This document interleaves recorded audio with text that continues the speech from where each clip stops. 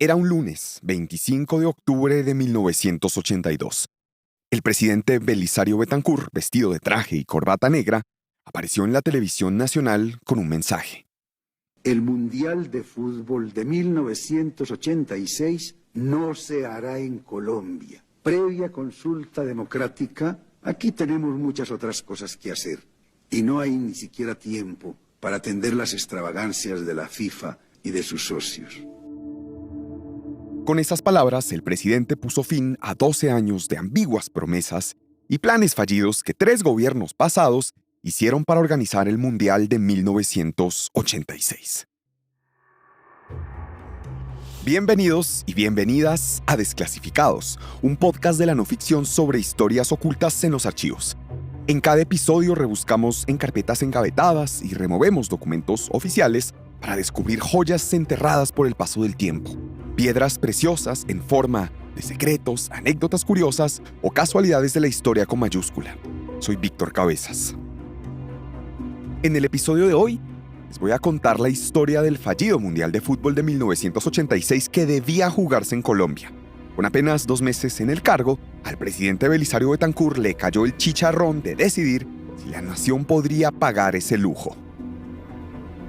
10 años atrás, la FIFA le pasó al gobierno una costosa lista de requerimientos que empezaba por la ampliación de los estadios, incluía la modernización de los sistemas de comunicación y llegaba hasta la construcción de infraestructura hotelera, aeropuertos y vías férreas. En los archivos de la presidencia de Julio César Turbay, el antecesor de Betancur, hallamos una carpeta cifrada con el nombre Reflexiones acerca del Mundial del 86. Allí reposan cientos de páginas de los estudios técnicos realizados por la Universidad Nacional para viabilizar el Mundial colombiano. Consta también el peregrinaje de un proyecto que para unos era una oportunidad de acelerar la modernización del país y para otros un capricho costoso e inalcanzable. Episodio 1. El Mundial del 86. El nombre de Alfonso Senior Quevedo está asociado a los grandes hitos del fútbol colombiano. Aunque era barranquillero, fue uno de los fundadores y primer presidente de Millonarios. Bajo su dirección, el club fichó a notables figuras de altura mundial. El argentino Alfredo Di Stéfano, hoy reconocido como uno de los jugadores más emblemáticos de todos los tiempos, llegó al Campín en 1949. El partido que enfrenta al Real Madrid y al Millonarios de Bogotá descubre ante los madrileños a un extraordinario jugador, el argentino Alfredo Di Stéfano.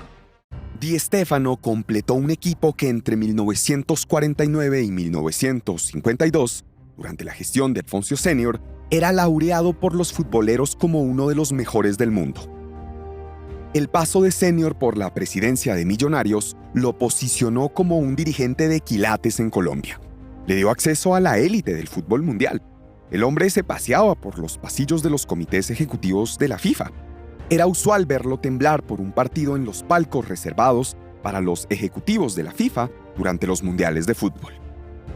Alfonso Senior soñaba con que, un día, ese mismo pitazo que había escuchado en el estadio de Wembley, en Londres, en el Azteca de México o en el Monumental de Buenos Aires, podría resonar en el Campín de Bogotá.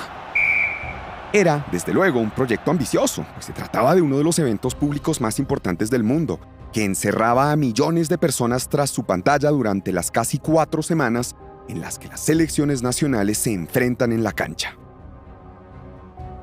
Colombia no parecía ser un candidato idóneo, pues jamás había organizado un certamen de talla mundial.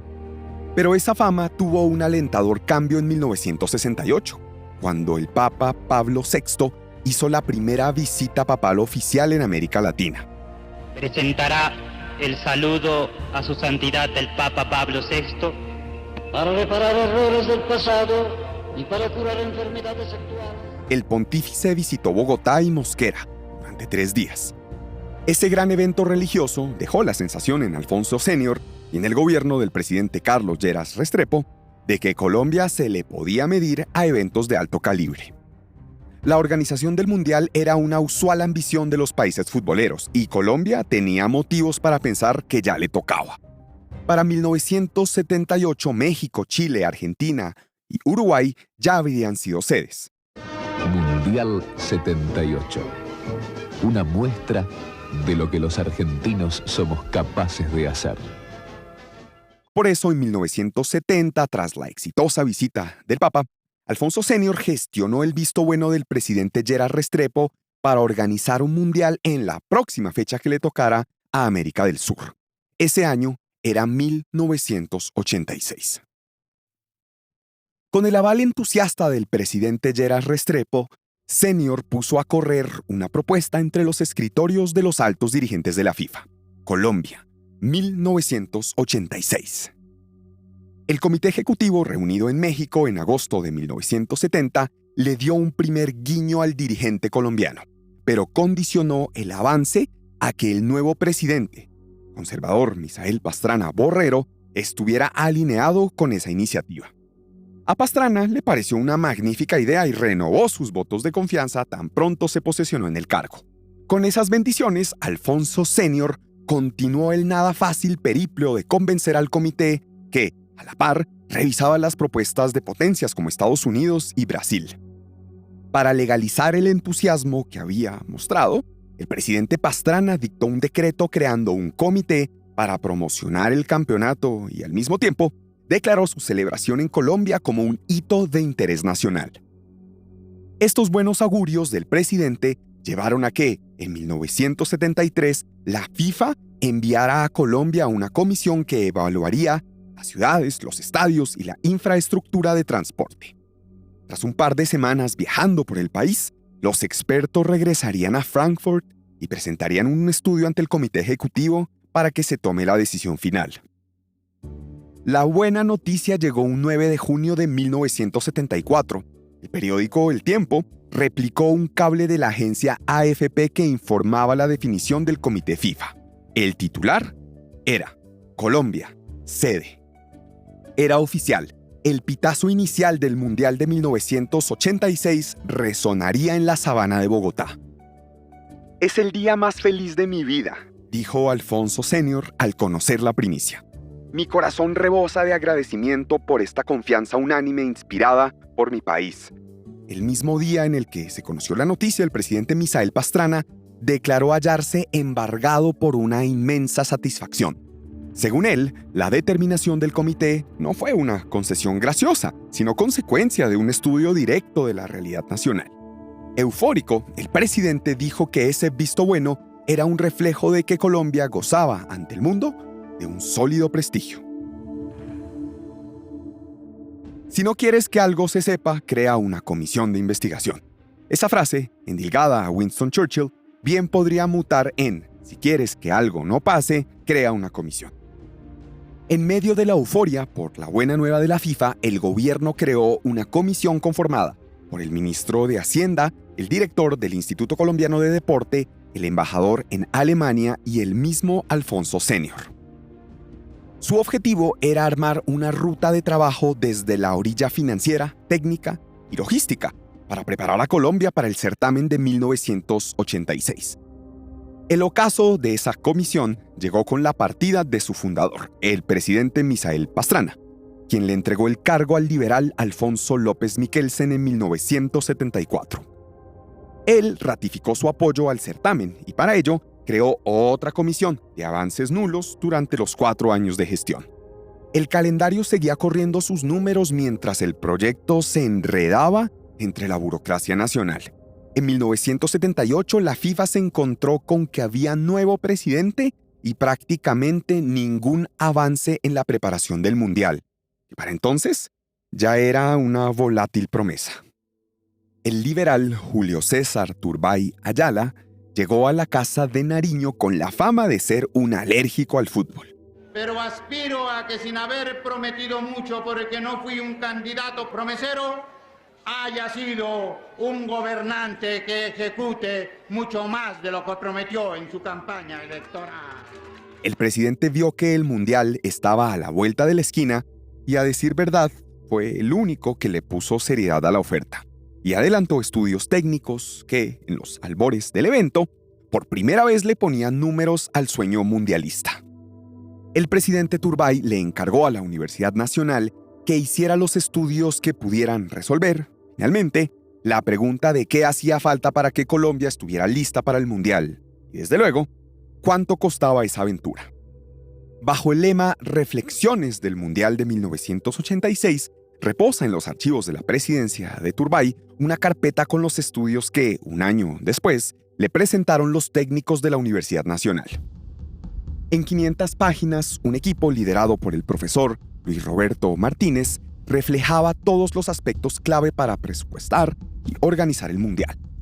En el primer tomo, el estudio hace un minucioso recorrido por los aspectos urbanos de las 5 ciudades propuestas como sede: Bogotá, Medellín, Cali, Manizales y Pereira.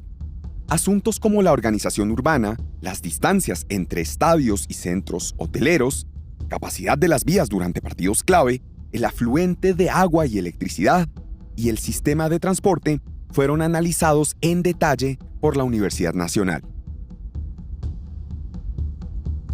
Con respecto a los estadios, los analistas señalaron que Bogotá y Medellín requerían modestas inversiones. Cali, unos 30 millones de pesos, y las demás ciudades estaban tan atrasadas que requerían estudios de ingeniería a detalle para entender el monto real de la inversión, que todo indicaba sería cuantioso.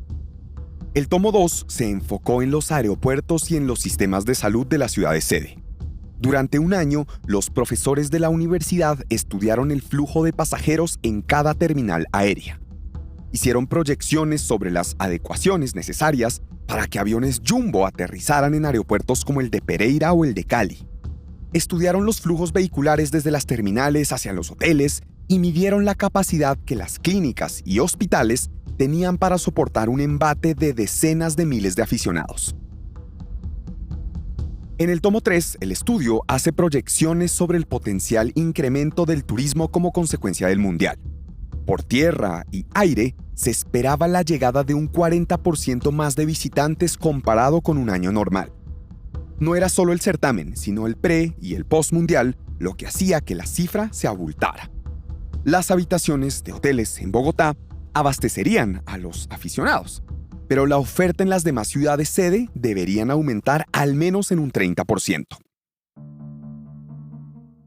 El estudio de la Universidad Nacional cerraba señalando que el Mundial era posible, sí, pero que había que empezar a trabajar de inmediato y disponer de no menos de 13.000 millones de pesos, casi la mitad del PIB nacional de 1980. Con este documento como base, en noviembre de 1981 el Departamento Nacional de Planeación le envió un reporte al presidente Turbay. Se trataba de un auspicioso informe que hacía una interpretación del estudio de la Universidad Nacional y recomendaba que el presidente pisara el acelerador para arrancar con las obras en la ciudad de sede. Auguraba, además, que aunque la inversión era cuantiosa, la experiencia comparada en países como Argentina, México o Inglaterra apuntaban a que la nación podría obtener unos 12 millones de dólares de utilidad. Defendía, por último, que esto iba más allá de una inversión financiera. Era, según Planeación Nacional, algo así como una inversión para la cohesión nacional. Pueblos como el nuestro no han logrado consolidar una unidad propia. Por eso, según el documento oficial, buscar convergencia y un común objetivo social como el Mundial eran factores de identidad que el gobierno debía cultivar. Ya volvemos.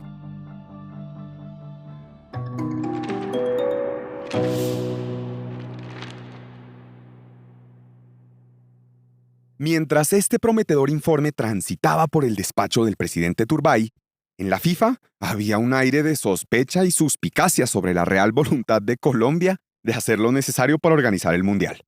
Para 1981 el país no había reportado prácticamente ningún avance y las buenas intenciones de los gobiernos eran escurridizas, sin compromisos tangibles y medibles. A 5 años del inicio del Mundial y con enormes retos de infraestructura pendientes, la pasividad de los colombianos tenía inquieta a la FIFA. En una conferencia de prensa, el brasileño João Havelange, presidente del organismo, dijo que el país había perdido tiempo precioso y que no estaba asumiendo con seriedad el rol para el que se comprometió. Esos vientos de escepticismo, sin embargo, no llegaron a Bogotá. Los círculos políticos y empresariales lentamente se alineaban para organizar el certamen, aunque fuera unos años tarde. En 1981, el presidente Julio César Turbay anunció que el nivel de inversión que requería el Mundial de 1986 era de tal envergadura que requería que la empresa privada hiciera inversiones de hondo calado. Sin el poder empresarial, la Copa del Mundo no era viable. La necesidad de embarcar a los grandes grupos económicos en la organización del evento no era noticia nueva.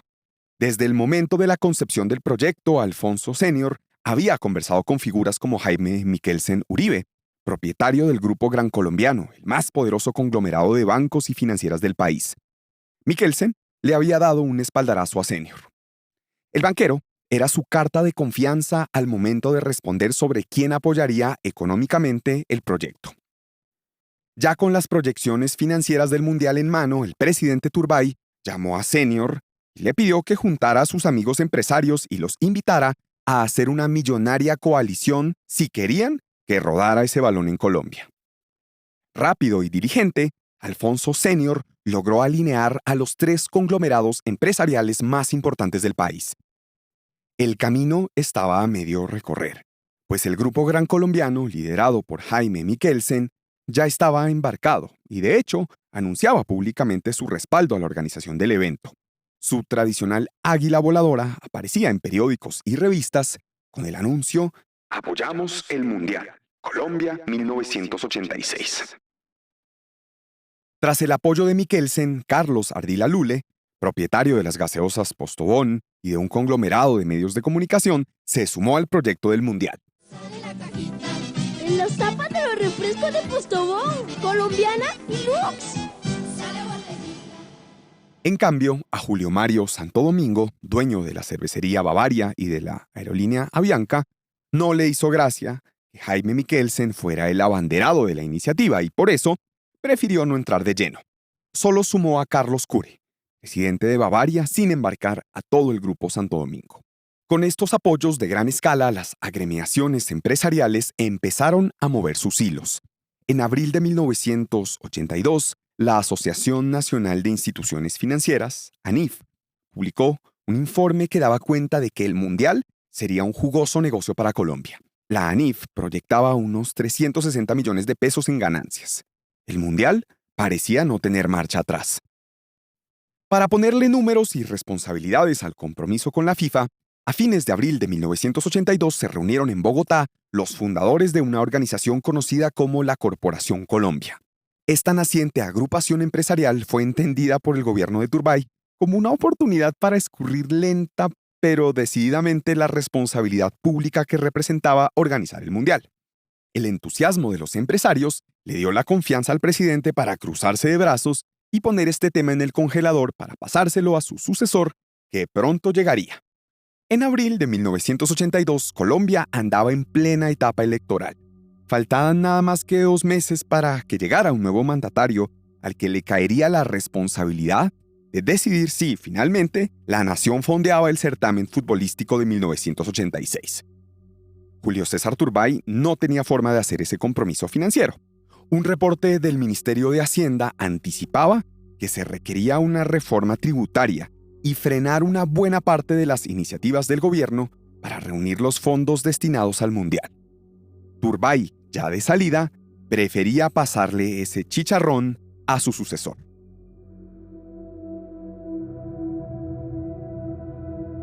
En agosto de 1982, el conservador Belisario Betancur se posesionó como presidente de Colombia y, de entrada, tuvo que poner en su agenda de prioridades el Mundial que había heredado involuntariamente y que para entonces sabía a capricho pasado de moda.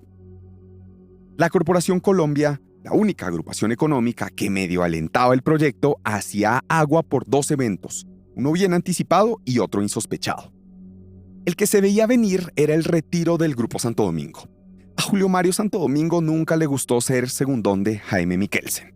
Tan pronto Belisario Betancur tomó posesión, Santo Domingo ordenó el retiro de la única ficha que puso en la Corporación Colombia. El presidente de Bavaria, la mayor empresa de bebidas del país, no asistió a una reunión de la organización empresarial en el Banco de Colombia, controlado por Michelsen. Con esa ausencia, se supo que Julio Mario Santo Domingo había retirado el sutil apoyo que su empresa, Bavaria, había anticipado frente al conglomerado empresarial que impulsaba el Mundial. Sin la cerveza de Santo Domingo, la Corporación Colombia arrancó su caída en picada. El segundo evento que selló el destino del Mundial fue el súbito paso del Grupo Gran Colombiano de un próspero conglomerado financiero a una entidad vigilada de cerca por las autoridades. Para el año 1982, el emporio de Jaime Mikkelsen, principal abanderado corporativo del Mundial, naufragaba. El arranque del gobierno de Belisario Betancur coincidió con el hallazgo de irregularidades en el esquema de inversiones y en la disciplina financiera del Grupo Gran Colombiano. Los bancos del conglomerado de Jaime Mikkelsen fueron acusados de hacer autopréstamos, es decir, operaciones financieras en las que empresas vinculadas al grupo pedían préstamos a bancos del mismo grupo, eludiendo, por su cercanía, los controles que ordinariamente se tendrían para otorgar préstamos. Además, el Grupo Gran Colombiano hacía mella por la quiebra de sus fondos de inversión. Ante la forzosa retirada del mayor padrino del Mundial de 1986, los otros empresarios se retiraron lentamente, y con ello, el gobierno regresó a la incómoda situación de tener que decidir qué hacer con el compromiso de organizar el Mundial. Un compromiso que para entonces ya lucía trasnochado. Entre los pasillos del Palacio de Nariño ya se barajaba la estrategia más efectiva para eludir la responsabilidad de organizar el Mundial con el menor costo político. La solución a ese lío le caería al presidente Betancur de carambola, desde la capital de Suecia. Gabriel García Márquez acaba de ganar el Premio Nobel de Literatura. ¿Estará usted en Estocolmo? Espero que sí, en Guayabera. Entre la noche del miércoles 20 y la madrugada del jueves 21 de octubre de 1982, la noticia iba ocupando los titulares de los noticieros en Colombia. Gabriel García Márquez había ganado el Premio Nobel de Literatura. El presidente Belisario Betancur, que se jactaba de ser un buen lector y conocedor de la obra del hombre de Aracataca, recibió la noticia con sorpresa y alivio, pues sabía que esta buena nueva le ayudaría a que el pueblo digiriera la inminente decisión de renunciar a la sede del Mundial de 1986. En los archivos de la correspondencia de Belisario Betancur consta una orden en la que el presidente le instruye al canciller Rodrigo Lloreda que se dirija a la Ciudad de México para acompañar a García Márquez en el homenaje que el gobierno mexicano le ofrecía por el galardón. La mañana siguiente, al anuncio del Nobel, el presidente llamó a García Márquez. Lo felicitó y textualmente le dijo: «Me será muy útil ese premio Nobel como sustitutivo del Mundial de Fútbol que ya pensaba no hacer en Colombia». De ahí que, el lunes 25 de octubre, llegó una primicia que supo a noticia vieja. El Mundial de Fútbol de 1986 no se hará en Colombia. Previa consulta democrática, aquí tenemos muchas otras cosas que hacer. Y no hay ni siquiera tiempo para atender las extravagancias de la FIFA y de sus socios. Y García Márquez nos compensa totalmente lo que perdamos de vitrina con el Mundial de Fútbol. La FIFA recibió con molestia la noticia de que, después de haber postulado y tras 12 años de evasivas, el gobierno había decidido renunciar a la sede, una decisión inédita en la historia. Lo que inicialmente era un chicharrón para Belisario pasó a ser uno de la FIFA, que súbitamente tuvo que organizar un mundial con menos de 4 años de antelación. México, que había organizado el certamen del año 1970, resultó ganador, y ahí se jugó uno de los mundiales más memorables de todos los tiempos, tocado por la mano de Dios de Diego Maradona, en aquel partido disputado contra Inglaterra en el Estadio Azteca. Mientras los ingleses entregaban todo tipo de justificadas protestas, para mí el gol fue con la mano, lo grito con el alma, válido el gol de Maradona, aunque el árbitro lo dio. Argentina está ganando por 1-0. Para Colombia quedó solamente el reproche de haber aplicado con tanto entusiasmo y luego escurrido el bulto con tanta consistencia a lo largo de 4 gobiernos. Así también se apagó el sueño de Alfonso Senior. Después de México 70 nace la Copa del Mundo, la misma que un solitario dirigente colombiano soñó traer a Colombia. Alfonso Senior Quevedo, con una mezcla de rabia y nostalgia, todavía recuerda cuando en 1974 en Alemania confirmaron a Colombia como sede de un mundial. La sede la conseguí evidentemente casi en forma personal, pero así es, a Colombia no le gusta hacer las cosas grandes. Desclasificados es una producción de la no ficción.